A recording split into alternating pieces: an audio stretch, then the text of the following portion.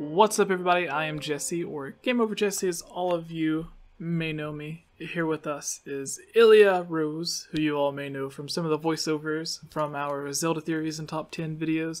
We also have Kayla, our faithful co-host, who also does voiceovers. Actually, everyone here does voiceovers, but she just happens to be co-host for the channel. And we have Daniel here below me. The unfaithful co-host. Daniel. Yeah. So this is our topic of discussion for episode 39 of the Hylian Gamescast. We're going to be doing something a bit different. We're going to start doing full, in-depth discussions on Zelda theories that you can comment below in the comments. Go to our Discord and suggest, or even become a Patreon supporter for a more likely chance that your suggestion will be talked about. But we're going to be discussing different Zelda theories because those seem to be the videos that you guys like the most. So if you have a favorite Zelda theory that you would like to see the three of us or the four of us, or depending on who the guest is at the time, discuss, over the next coming weeks, we're actually going to be having some of the voice actors from Breath of the Wild. Yesterday morning, we actually had the voice actor for Zelda in Breath of the Wild, Patricia Somerset. You can go and watch that interview on the channel, the previous video before this one. So if you're lucky, then we may pick your topic to be discussed, or your theory to be discussed, with someone who actually worked on and was featured in a Zelda game, which is like every Zelda fan theorist's wet dream, I imagine. Yeah. That's not very PG. No. Uh-oh. Demonetized. Well, okay. So it could be There was like a 14-year-old in the chat. They were Jesse. so excited they peed themselves. That's right. That's what happens, everybody. It happens to me all the time. It's never Confirmed happened. I'm to like, me. a new episode of Bob's Burgers. Oh, I love Bob's Burger, so I'm gonna insert a Lenny face. I for real love that show. I But, have a Funko Pop. I was gonna say I have an amiibo of it, but I have a Funko. So it's not the same, Jesse. yeah. So well, like, it would be cool if they had like a weird collaboration, like Funko Pop amiibos. But anyways, it'd be like a Funko Pop mini, I guess. Today we're going to be talking about a theory who, I would say, the most popular video on YouTube about it would happen to be Daniel, who just happens to be a co-host here on the podcast. So who better to discuss it than he? Although it was not featured on my channel, it was when he was writing, working, editing for Zelda Informer, whose YouTube channel is now Nintendo Prime. But it is the Breath of the Wild Dragon Break theory. Nintendo has been very, very vague, purposefully, on where Breath of the Wild takes place in the timeline. There are hints that we've gotten. So officially, what has been said, because no matter what theory from what channel, whether it was mine, Zeltix, one of the other members of the Chamber of Sages, no matter what video you've seen, there is no confirmed place in the timeline. No, nothing official. Yeah, so the only facts that we have is that Aonuma in interviews has, in a few different interviews, in one he said that it does take place after Ocarina of Time. Like long after Ocarina of Time is what he said. In the same interview, I believe he said that it takes place in a time after Hyrule has had many wars or many battles with Ganon.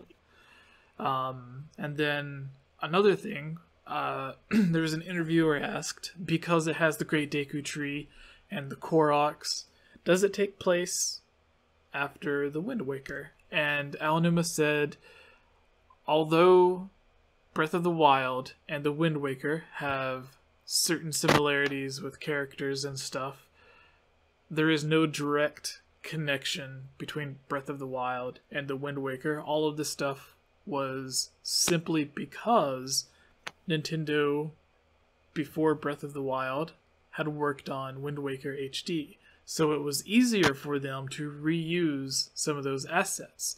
So a lot of people look at like, oh, it's a sequel, or like it takes place long after Wind Waker because it has the Great Deku Tree and the Koroks in it, and the only other place the Koroks and the Rito appear is the Wind Waker. So Aonuma said that it was just they worked on Wind Waker, so they had the assets and they reused them to make it easier for Breath of the Wild. And there's actually interviews where Aonuma was talking about like the beta version, which we also have a video on, like 10 things that was cut from Breath of the Wild. Originally, Breath of the Wild wasn't even going to have Koroks, or it might have, but they would have been at a lesser role. One of the champions was originally going to be a Kokiri. So Korok Forest was going to be Kokiri Forest. Just like in Ocarina of Time, you would see the return of a bunch of Kokiris instead of the return of Koroks. So the connection that a lot of people have for it to be a sequel to the Wind Waker originally wasn't even planned, didn't exist, or anything like that. It was just the Deku Tree and Kokiri. So, but yeah, so that's like the only hints that he's given. It doesn't mean that it doesn't take place like long, like 10,000 years after Wind Waker, it's just that it's not directly connected. Because there's a lot of people that talk about, like, some people, there were theories that it was like a sequel or a prequel to Skyward Sword. Some people were thinking that it took place like after the flood dries up in the Wind Waker, like a few hundred years or something. There are theories where it takes place in the child timeline that are like really strong theories. Theories where it takes place in the adult timeline that are really strong theories. And there are even strong theories of it taking place in the downfall timeline. But there are arguments that can be made against all three. Like, you could easily debunk someone saying it takes place in the downfall timeline. You could easily debunk someone saying it takes place in the child or the adult timeline. And at the same time, you could easily have a good debate on why it does take place in the child timeline, the adult timeline, or the downfall timeline. Everyone has their own theories, their own suggestions, because it does take things from all three timelines and meld them together. So, although your headcanon may be that it 100% factually does take place at one certain spot, it doesn't. I was a huge fan of it taking place in the downfall timeline, but after the game came out and I played the game, now I think there's no way that it could take place specifically in the downfall timeline. There's just too much evidence against it, which I think we've talked about in a previous video. But the one that it has I would say the game it has the most references to is Twilight Princess. That I can find. So if we were just going by in-game stuff, there are more reasoning for it to take place like long after Twilight Princess, but even that, there are things to debate against that. Someone in the chat says alternate timeline. Aonuma said that it takes place like long after, that it is in one of the three timelines, or that the timeline that we know it does take place there, so it's not like a new made up timeline. It is in the timeline that we actually talked about earlier. But anyways, that's a long thing to get everybody updated on.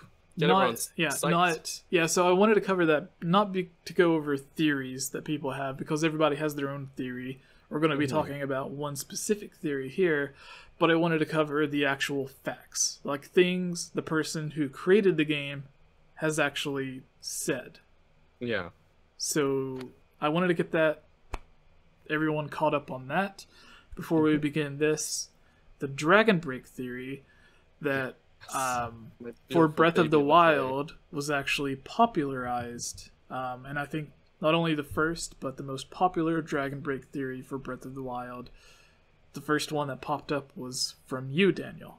So yes, I think I was the first to actually put that term to it. Yeah, which I was don't was gonna originally say, like, a term for people that are Elder watching, Scrolls.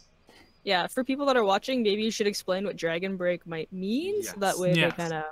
Absolutely. Well, this is. I also want to say.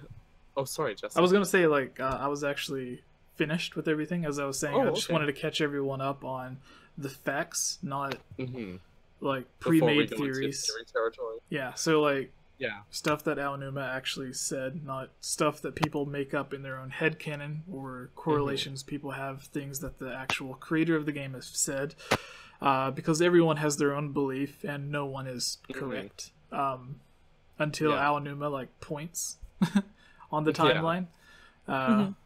So which could be really vague still, because it could just point off the timeline even in theoretic. But I do want to say that, you know, as much as I love to toot my own horn, the reason we're also covering this, we did ask our fans on Discord what theory you would want us to talk about, and one of our Discord members, Mothy Tim, asked us to talk about the Dragon Break theory. So even though it may seem like maybe I just want to toot my own horn and talk about my own theory, I will happily oblige, by the way. Yes, it is a theory I came up with a while back, probably 2 years ago now. So to explain, Chu, did you just link it in the chat there? Oh, thanks. So that's a video I did when I was working at Zelda Informer. The idea of what a Dragon Break is a term that comes from the Elder Scrolls series. So Morrowind, Oblivion, Skyrim, everybody loves those. The actual event in Elder Scrolls lore that is a Dragon Break is the game Daggerfall, which is the second Elder Scrolls game, which came out before Morrowind. And what happened is, when they made that game, there's actually, I think, 8, I might be wrong on this exact number, but I think there's about 8 different possible endings to the game. And all of those endings have very different outcomes for what that would mean for the whole lore of the universe and the game world. So, like, basically you have a machine called the Numidium, and it's this powerful death war machine. And you have to choose who, like, which faction gets to possess that machine. The Emperor, the Orcs, who are trying to be like Quebecois and have like a little separatist movement thing, all these different political figures and factions. You have to decide who's going to get the ultimate death machine and win this conflict, basically. So obviously that would have pretty huge differences in the outcome there, right? So when they're making a sequel to that, which is Morrowind, which is one of my favorite games ever, by the way, what do? Do you choose one canon ending? Do you choose ending, or do you try and write the game in a way that none of those are really relevant, even though they were like huge events? Do you just either none of it happened and just make it like an alternate universe? What Bethesda decided to do was they came up with the Dragon Break. So what happened had such huge consequences that it actually caused in universe a time paradox. All events happened at the same time somehow. No one quite remembers exactly what happened. A lot of people have conflicting stories on what they remember. Everything happened, so the timeline splits and then snaps back together. And that's the Dragon Break. I think the reason it's called Dragon Break is because the dragon. It's named after the Akatosh, Dragon of Time.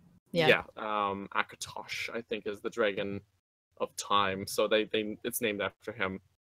So Zelda has a split timeline as well.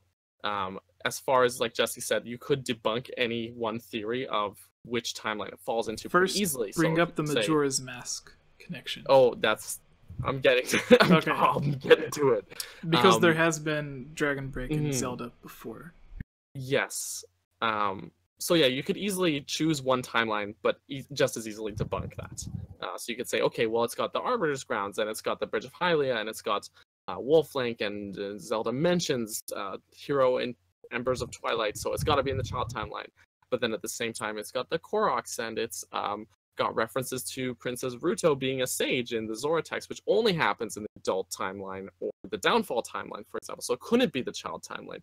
And all of these little, and I really think Nintendo just put them in there as Easter eggs or references, but all of these little tidbits contradict each other.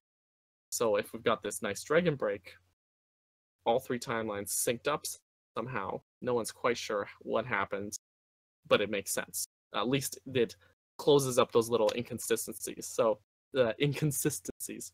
So yeah, a lot of people, when I first brought this theory up, that was the thing, is people like, that's an Elder Scrolls thing. That can't happen in Zelda. They're separate timelines. Which is where Jesse's point is that it's happened in Zelda not once, but twice, actually. Confirmed by Aonuma. Yes, that too. So the one time that I actually mentioned in that video is the ending of Majora's Mask. So this was a weird oddity I noticed. I was making a separate Majora's Mask video, and I was just recording footage. I 100% played through the whole game in like 4 days, just to get all the footage for this. On top of working a full-time job and being a dad, by the way. So I'm very proud of that. And so a full-time job that involved me getting up at stupid early hours in the morning. So that the credits are what threw me off, because I was playing through recording the footage and I noticed, okay, in the credits of Majora's Mask, if you don't get a mask or whatever, it'll just show you the mask that you missed. But if you do get all the masks, it shows all the people that you've helped, like when you finish that side quest. But in Majora's Mask, those all happen and then you go back in time, so that it didn't really happen. And you cannot do all of those in one 3-day cycle. And some people have argued with me saying, no, you can if you're fast enough. But no, you cannot, because you cannot save the bomb shop lady in the same run as you do the Andrew Cafe side quest. You cannot do the Andrew Cafe side quest twice, because there's 2 endings to that side quest. You can't do to it get twice. 2 different masks. Yes, or to get multiple exactly. masks. There's many more examples, but there's a lot of times you have to be in 2 places at the same time, and you can't. On top, doing all of those on top of beating all 4 dungeons, it's impossible. You don't even try and argue with me. No, you can't do it. But all of those endings, all of those happenings are canon. They all did happen. It shows in the credits. Aonuma also confirmed it. Some time paradox happened. Dragon Break, everything happened. It's shown in the credits of Majora's Mask. So Aonuma's actual statement was that the canon ending for Majora's Mask is that he uses the Fierce Deity Mask to defeat Majora, and the only way to get the Fierce Deity Mask is by doing all of the side quests. So Aonuma himself confirms, although he doesn't use the term Dragon Break because that's used for Elder Scrolls, he does confirm that all of the stuff does happen. So that's the guy who created the game, his own words. So yes. The other time that it happens in Zelda is the end of Skyward Sword as well. So in Skyward Sword, in the Sealed Temple, you can see Zelda in her little chrysalis thing the whole game. So you know she's there. That whole time travel sequence where she goes back, she freezes herself, makes you wake her up, that all happens. So that's canon. At the same time, the Master Sword, not there, even though Link goes back in time and puts it there. So it should be there throughout the whole game in theory, but it's not till you put it there. Also, Link wishes on the Triforce to... I'm sorry, I'm getting into super heavy spoiler territory if anyone hasn't played this game, but it is important to the theory. Link wishes on the Triforce to destroy the imprisoned, who is Demise. And he kills Demise. Done. So Girahim is all, well, you know, when Demise isn't dead, if I go back in time. So he goes back in time, hauls Zelda with him, and then Link kills Demise again in the past. But if Link killed Demise in the past, none of Skyward Sword would have happened. Link would have had premonitions about the imprisoned, and so he wouldn't have, or Zelda wouldn't have gotten sucked down from the sky. Girahim wouldn't have tried to take Zelda back to revive Demise, because he'd be already dead, and Girahim would be dead. All of this stuff wouldn't have even happened, but it did. But Demise dying in the past also did happen, because he placed the curse. Ergo, both happened. Dragon Break. Yeah. Boom. Even the what was it? It's like basically the same paradox as like if a guy goes back in time and kills his grandfather. Jesse, you're cutting out. I can't. Oh, I was saying it's the same type of like paradox where if someone travels back in time to kill their grandparents, Yeah. So it's like exactly. if they kill their grandparents, then they're never born, which means they can never go back in time. So for them to do that, there has to be like a little dragon break of its own there. And that's the same thing that happens here, because all the events play out because Demise is trying to come back. And Girahim's trying to resurrect him. If Demise is killed, then there's no point for any of the stuff to take place. So it all like melds together, which is also something similar to the Song of Time paradox. Point is, guys, time travel messes everything up. Yeah. Don't do it. Don't do it. Yeah. So there are Don't. Yeah. But there are multiple examples of dragon breaks happening in the Zelda series, and with Majora's Mask specifically, Aonuma confirms that it does happen. Yes. Though he doesn't use that specific terminology. Yeah. He doesn't call it dragon break, but he does say that all things happen. So because it needs to happen to get the Fierce Deity mask. Unless Link just bullies the kid in the official canon to give him the mask. Oh, so I don't think that's what happens. Yeah. He's not a bully. Well, the Ocarina of Time manga says... we're not... No. Link adopts a baby Volvagia, whatever. Yeah, anyways. Yep. Not that kind of dragon break. Yeah, so what does... I think Daniel did a very great job of explaining this. For attending my seminar. Ilya, Just on Friday. starting with you, Ilya, what are your thoughts on this? Where do you believe... Okay, so what we'll do, before Breath of the Wild released, where were you hoping, or where did you think it was going to take place playing the game? Where do you think it is now? And what do you think about this theory? Okay. Prior to Breath of the Wild actually releasing / me playing it, because it came out in March and I didn't start playing it till December because money. I was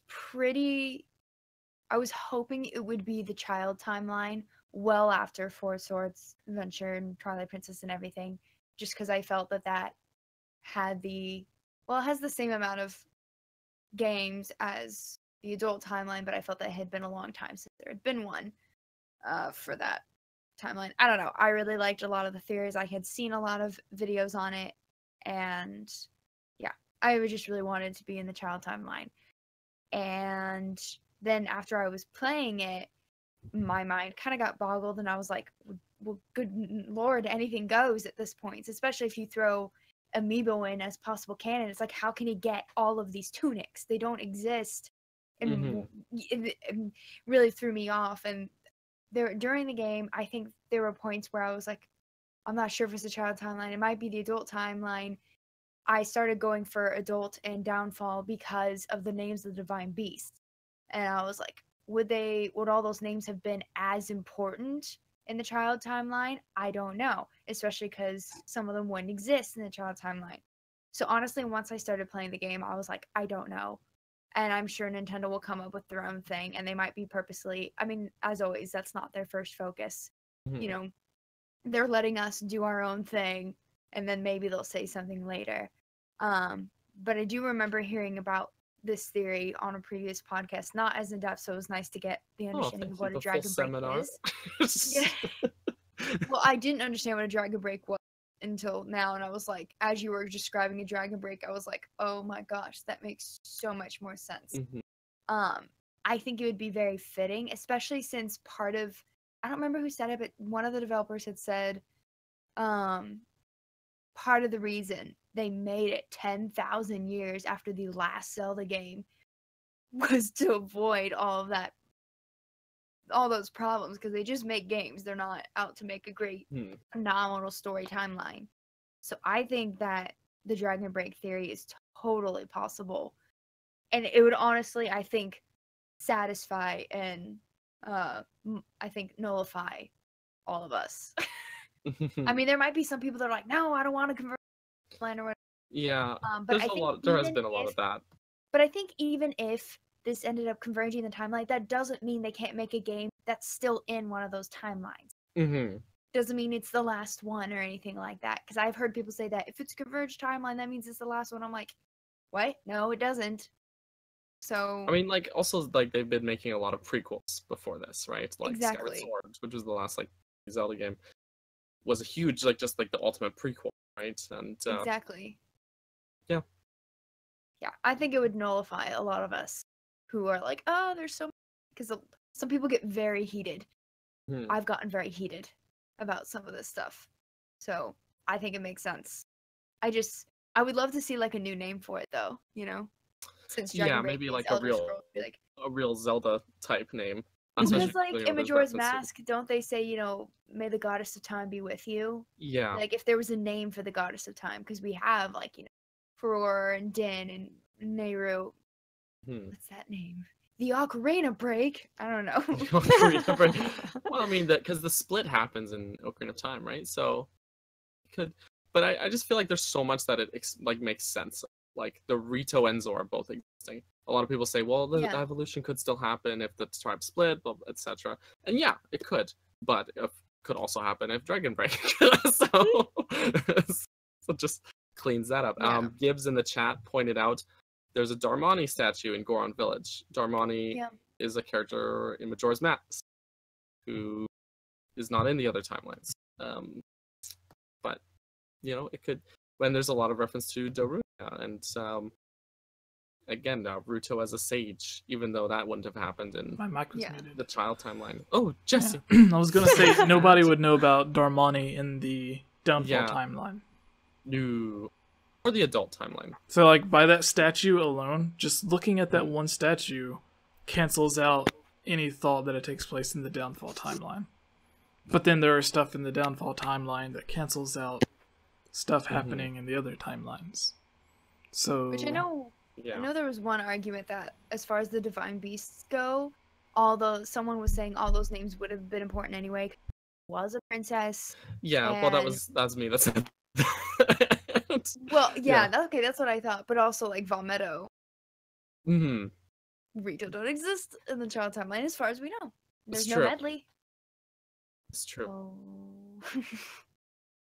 It's true that Divine Beast is the only one that's not named after a stage from Ocarina of Time. Yeah, still a stage, but yes. Yeah, not one of the OT ones. So yes. Yeah. Well, Kayla. Yes, she's been awfully what are your silent. Thoughts? So, I said this earlier in chat that I don't pay attention to Legend of Zelda theories. Kayla, you know what channel you're on. Timeline? I know. Well, that's the thing. It's like, when I first started, like... pay our bills. So... I know. But it was like, I didn't really, like, it didn't click for a really long time, but, like, the more that I've been on the podcast, the more that I've started to learn about, like, all of the timelines and all of the theories that are out there. But I'm familiar with Elder Scrolls, so when you said Dragon Break, I was like, that makes sense, because Breath of the Wild wouldn't make sense in any of Legend of Zelda. And there are different types of Dragon Breaks, so there's like more of like a short span, and then there's one that was the Middle Dawn, which was like 1,000 years. I always use Warp of the West as my example. Warp of the West, yes. Yes, but thank you. Elder Scrolls nerds. But yes. Go on. Yeah, no, I really need to educate myself on more theories and timeline stuff. Because, oh my gosh, you guys are nerds. I'm Daniel Ferguson, and I approve this message. Yeah. But no, like, seriously, it was really funny because I was talking to my other, like, coworkers, and I was telling them, like, oh, I'm in this podcast with people, and they know, like, all of the timeline and lore and just, like, everything about Legend of Zelda, and they're like, whoa, those people are insane. But, like, there's so many people in the Zelda community like that, and I just think it's amazing. But yeah. It's me. It's cute. But yeah, I would say that I do agree with the Dragon Break theory. I think it makes sense, but I'm gonna look into it a bit more. Yeah. Now, this doesn't mean that I necessarily believe that that's what Nintendo thinks. That's always a whole different story. Yeah, we can never really know what Nintendo thinks. We kind of have to try and make sense of it all in our own terms, and I feel like that it's like that with most games and even most like TV series and stuff. It's like, like I see that they're going this way with it, but they probably meant to go this way. But that's just like us writing fan fictions in our head. Yeah, and no, that's absolutely what I did here. But I still think that, you know, the fact that it has happened in Zelda prior to this, you know, kind of backs myself up, although on a smaller scales. On a much smaller scale than, you know, having the whole 3 timelines and, you know, being like probably a 10,000 year gap, or some people think, someone in the chat mentioned earlier that the Dragon Break would have occurred at the 10,000 years before Breath of the Wild's point. Right. I like that idea. I hadn't actually thought about where the convergence itself would have happened or how long before Breath of the Wild, but and a lot of people have tried to also use geography to sort of play into it. I always advise don't use Zelda geography All the maps are different. in your theories. Yeah. Don't do it, man. It's not worth it. Well, like the thing about Legend of Zelda is like they don't. It's not meant to be like read like a book or played like a book. It's like it's got all of its own kind of things happening, and I feel like the people at Nintendo, like, they're not there to write stories. They're there to make video games that have their own story, and then they fit into the larger scale of things. Yeah. Yeah, I think Skyward Sword was the only game that had a story kind of in mind when they were designing it. Whereas every other game has pretty much just been, let's make a Zelda game, and let's do this thing with it, and let's put a story. Yes. So. Yes. Jesse, you've been. I've just been replying to the chat. I see that. Whoa. I know. I saw So, that. I was like, oh, the highlights. like someone asked. Some knowledge bombs. Someone asked if Termina existed in the other timelines, and I said, well. Okay, so here's the thing with Zelda Encyclopedia. Oh, it's stuck under my chair. No, what I was gonna say is it does talk about. I unplugged my headphones. It does talk about being like a parallel was world. the first thing I read about. So there we go. While you looked that up, I was just going to say that Al Numa, the person or the man who created Majora's Mask, who created Termina, said that it is a real physical location located close to Hyrule, similar to Canada and America. I was using Canada as the example. Yes. Canada is the real world Termina. You guys are in a parallel world to us. I am in a parallel world. And then other people were in the thing were saying that it's a parallel world, and I was just saying that, like, yeah, like Low Roll is a parallel world, the Dark World's a parallel world, Termina, like they're all parallel worlds, but they all still physically exist. Yes. Now here's the problem. I don't know if you read this, Jesse. You're not gonna like it. According to the Zelda Encyclopedia, the world of Termina is inside the mind of Skull Kid. Yeah, we talked about that on a past podcast. But the game itself, don't buy it. I'm an upset nerd. Well, guys figured it out before the encyclopedia put it there. Well, the game itself, like, contradicts that statement. Yes. Because you can see people, like, there are cutscenes in the game that takes place before the Skull Kid gets Majora's Mask. Yes. So and also there's like history of the world. Yeah. So the world has like its own lore, you know, with the 4 giants and its own culture and traditions and stuff like that, right? Yeah. So there's the cutscene where when you come across the tree as you're making your way to the southern swamp, and it shows the cutscene where Skull Kid's like doing cartwheels with the fairies and stuff, and he's all happy, and it's raining, and then he's hiding under the log, and then that's when the fairies first find him. It's like, well, how did all of that happen if Termina didn't exist? Like, the game shows you that happening, so it wouldn't have been able to happen if it all existed as soon as he put on the mask. Yeah. And then, like, everything that takes place before you get to Termina, like when you're still in what a lot of people assume is the Lost Woods, where like Link's riding Epona and then he gets kidnapped and everything. So like there are scenes that takes place before he gets the mask, and it shows scenes that take place in Termina before he gets the mask. And then the man who created the game said that it is a real physical place. So, like, I would rather believe what the person who made the game, what his intentions were, rather than someone who was just paid to write a book. Yeah. Because a lot of this is his, like, the person who wrote the book, a lot of this is just their interpretation. Yeah. I feel like a lot of it is kind of, as much as I hate to admit it, a lot of this book I think is fan service. And so that's kind of one of the popular theories. So that's probably kind of what they went with when writing that section. Yeah. But that's just what I think. Most of the book is still fantastic. I endorse it, but that page actually made me kind of grimace a bit while reading it. Yeah. So, but there's interviews when Majora's Mask 3D released, and you might be able to find older interviews when Majora's Mask originally released, but they'll be a lot harder to find because you probably have to find like physical magazines. But when Majora's Mask 3D released, Al Numa had a lot of interviews to promote the game, and that was one of the answers that he gave, was that Majora's Mask is like a real physical place. So it wasn't like a dream world or anything like that. It is a parallel world in the same sense that the Dark World and Termina or Lorule and all of these other places are parallel worlds, but they all existed as well.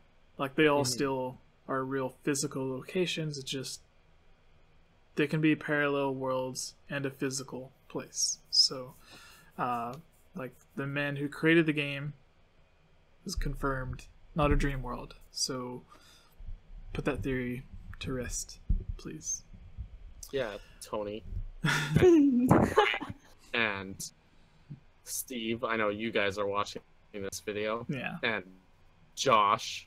I'm just giving you names now. So again, that's not like headcanon or a theory that I came up with. That's the man who created the game said that.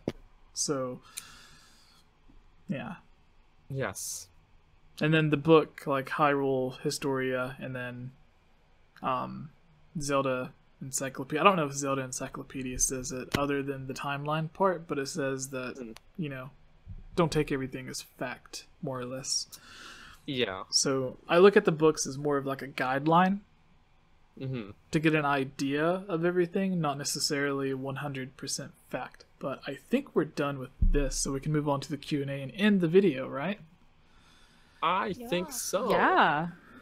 Yeah. So we've been going on for about 2 hours, so maybe we can do like 20 minutes on questions. Maybe each of us can do 2 questions, or would that be too much? I don't know. Okay. We can try, if we can keep the questions short, we can each get through 2 questions.